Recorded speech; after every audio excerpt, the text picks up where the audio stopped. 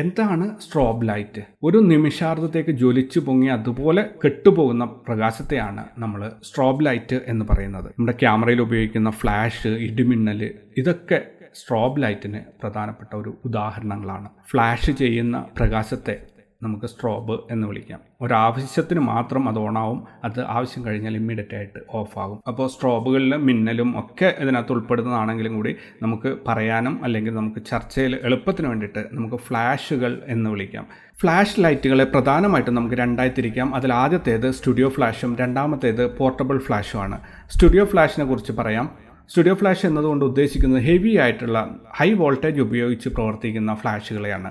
ഇതിന് പൊതുവെ പവർ വളരെ കൂടുതലായിരിക്കും, അതായത് പ്രകാശം വളരെ കൂടുതലായിരിക്കും ഇതിൽ നിന്നും പുറത്തേക്ക് വരുന്നത്. ഇത്തരം ഫ്ലാഷുകൾക്ക് ലൈൻ വോൾട്ടേജ് ആണ് ഉപയോഗിക്കാറുള്ളത്, അതായത് ഇലക്ട്രിസിറ്റി ഉപയോഗിച്ചിട്ടാണ് ഇത്തരം ഫ്ലാഷുകൾ വർക്ക് ചെയ്യുന്നത്. അതുകൊണ്ട് തന്നെ അതിൻ്റെ പവർ കൺസപ്ഷനും കൂടുതലായിരിക്കും. വളരെയധികം ലൈറ്റ് ആവശ്യമുള്ള അല്ലെങ്കിൽ വളരെയധികം കൺട്രോൾഡ് ആയിട്ടുള്ള ലൈറ്റിംഗ് സിറ്റുവേഷനൊക്കെ വളരെ ഈസിയായി കൈകാര്യം ചെയ്യാൻ ഏറ്റവും നല്ലത് ഇത്തരം സ്റ്റുഡിയോ ഫ്ലാഷുകളാണ്. ഒരു വലിയ ഏരിയ നിങ്ങൾക്ക് ഫോട്ടോഷൂട്ട് ചെയ്യുമ്പോൾ അവിടെ എല്ലാ ഭാഗത്തും കൃത്യമായി ലൈറ്റ് ഡിസ്ട്രിബ്യൂട്ട് ചെയ്ത് കിട്ടാൻ ഏറ്റവും നല്ലത് നിങ്ങൾക്ക് സ്റ്റുഡിയോ ഫ്ലാഷുകളാണ്. ഒരു വലിയ എക്യുപ്മെൻറ്റ് അല്ലെങ്കിൽ ഒരു വസ്തുവിനെ ഫോട്ടോ എടുക്കുമ്പോൾ അതിനെ നന്നായിട്ട് ലൈറ്റ് അപ്പ് ചെയ്യാൻ നിങ്ങൾക്ക് ഏറ്റവും യൂസ്ഫുൾ ആയിട്ട് എത്തുക സ്റ്റുഡിയോ ലൈറ്റുകൾ തന്നെയാണ്. സ്റ്റുഡിയോ ലൈറ്റുകൾ നിങ്ങൾ കണ്ടിട്ടുണ്ടാവും. മിക്കവാറും എല്ലാ പാസ്പോർട്ട് സൈസ് ഫോട്ടോ എടുത്തിട്ടുള്ള ഏതൊരാളും കണ്ടിട്ടുണ്ടാവും. സ്റ്റുഡിയോയിൽ എത്തിക്കഴിഞ്ഞാൽ ഉടനെ നമ്മുടെ മുന്നിലേക്ക് രണ്ട് വലിയ ബോക്സുകൾ, കറുത്ത ബോക്സുകൾ നീക്കി വെച്ചിട്ട് കറക്റ്റ് നമ്മളോട് ചിന്നപ്പ് ഡൗൺ എന്നൊക്കെ പറയുമ്പോൾ നമ്മുടെ മുന്നിൽ ആ വെള്ള ക്ലോത്തിനകത്തുള്ളത് സ്റ്റുഡിയോ ഫ്ലാഷാണ്.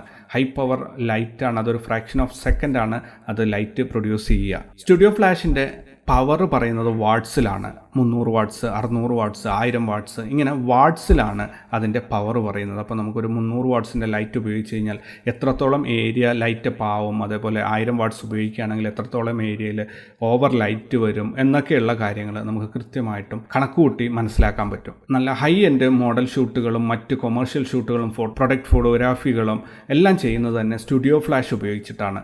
കാരണം ഫോട്ടോഗ്രാഫർ ഉദ്ദേശിച്ച രീതിയിൽ പ്രകാശത്തെ നിയന്ത്രിക്കാൻ സ്റ്റുഡിയോ ഫ്ലാഷുകളെ കൊണ്ട് സാധിക്കും. അതുപോലെ ഒട്ടനവധി ലൈറ്റ് മോഡിഫയേഴ്സ് സ്റ്റുഡിയോ ഫ്ലാഷുമായിട്ട് കണക്ട് ചെയ്തിട്ട് നമുക്ക് ഉപയോഗിക്കാൻ പറ്റും. അതുകൊണ്ട് തന്നെ സ്റ്റുഡിയോ ഫ്ലാഷ് എപ്പോഴും ഒരു സ്ട്രോബിൻ്റെ കാര്യം പറയുകയാണെങ്കിൽ അല്ലെങ്കിൽ ഒരു ഫ്ലാഷ് ലൈറ്റിൻ്റെ കാര്യം പറയുകയാണെങ്കിൽ ഫസ്റ്റ് പ്രയോറിറ്റിയിൽ നിങ്ങൾ ചിന്തിക്കേണ്ട ഒരു സ്റ്റുഡിയോ ഫ്ലാഷ് ഉപയോഗിക്കാൻ പറ്റുമോ എന്നുള്ളതാണ്. പറ്റുമെങ്കിൽ അത് തന്നെ ഉപയോഗിക്കുക.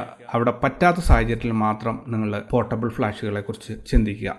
വളരെയധികം ലൈറ്റ് പ്രൊഡ്യൂസ് ചെയ്യുന്നത് കൊണ്ട് തന്നെ സ്റ്റുഡിയോ ഫ്ലാഷ് നമുക്ക് ഏത് ഷൂട്ടിനും വളരെ ഈസി ആയിട്ട് യൂസ് ചെയ്യാം. പക്ഷേ ഇലക്ട്രിസിറ്റി അവൈലബിൾ അല്ലാത്ത സ്ഥലങ്ങളിൽ നമുക്ക് സ്റ്റുഡിയോ ഫ്ലാഷുകൾ ഉപയോഗിക്കുന്നതിന് ഒരു പരിമിതിയുണ്ട്.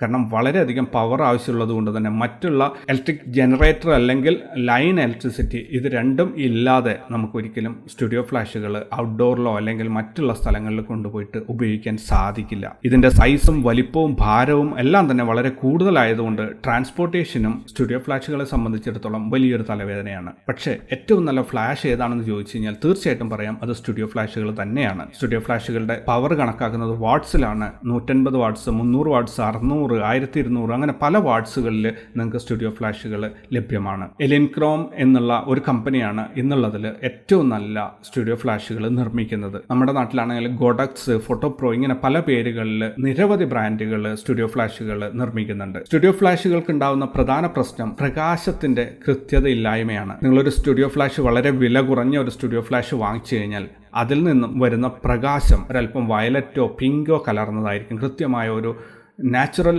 ലൈറ്റിനോട് സാമ്യമുള്ള ഒരു ലൈറ്റ് ആയിരിക്കില്ല. അതുകൊണ്ട് തന്നെ നിങ്ങൾ ചെയ്യുന്ന ഫോട്ടോഷൂട്ടിൽ പല സ്ഥലങ്ങളിലും വയലറ്റും പിങ്കൊക്കെ കയറി വരാൻ സാധ്യതയുണ്ട്. ഇങ്ങനൊരു പ്രശ്നം ഒഴിവാക്കുന്നതിന് വേണ്ടിയിട്ട് നിങ്ങൾ സ്റ്റുഡിയോ ഫ്ലാഷുകൾ വാങ്ങിക്കുന്നുണ്ടെങ്കിൽ നല്ല ബ്രാൻഡ് എലിൻക്രോം വാങ്ങിക്കാൻ പറ്റുമെങ്കിൽ അത് വാങ്ങിക്കുക. അതിന് ഒരല്പം കോസ്റ്റ് കൂടുതലാണ്.